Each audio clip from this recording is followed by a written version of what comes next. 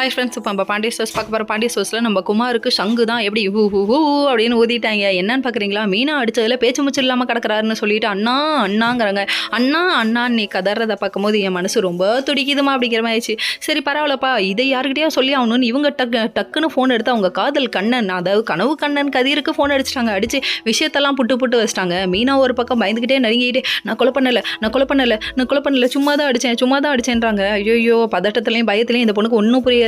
ஏன் கை நடுங்கிறதும் நேக்கு தெரியலை, ஏன் இப்படி வெறுக்கிறதும் நேக்கு புரியலை. ஐயோ மாட்டிக்கிட்டாரு, ஒருத்தர் காப்பாத்துங்க கத்துருங்கிற ரேஞ்சுக்கு போயிடுச்சுங்க. கடைசியில் பார்த்தா என்ன பண்ணுறது எது பண்ணுறதுன்னு தெரியாமல் கோமதி அம்மா வேறு கொந்தளிச்சு போயிட்டாங்க. அதுக்கப்புறம் ஐயோ அரசி ஒரு பக்கம் நடுங்கிறத பார்க்கணுமே, என்னால் தான் அப்படி ஆயிடுச்சு சத்தியமாக சொல்கிறேன், உன்னால தான் அப்படி ஆயிடுச்சு. புழுகனி அரிசி நீ பண்ணுற வேலை ரொம்ப டென்ஷன் பண்ணுற அப்படிங்கிற மாதிரி ஆயிடுச்சு. சரி இதெல்லாம் ஒரு பக்கம் இருக்கா. அதுக்கப்புறம் கதிர் இருந்துட்டு யாருக்கிட்டையும் எதையும் சொல்லிடாதீங்க, நான் கிளம்பி வந்துக்கிட்டே இருக்கேன், அந்த வேலை வரேன் அப்படின்றாங்க. நீங்கள் இந்த பிரச்சனைக்குள்ளே மாட்டாதன்னு சொல்கிறாங்க. எப்படி நான் விடுவேன், ஏன் அம்மா ஏன் தங்கச்சி ஏன் அண்ணி ஏன் பொண்டாட்டி, ஐயோ இப்போ தான் பொண்டாட்டிங்கிற உண்மையெல்லாம் வெளியே வராரு. ஐயோப்பா இதை கேட்கும் போதே காது அப்படியே தேன் வந்து பாயுது இல்லை.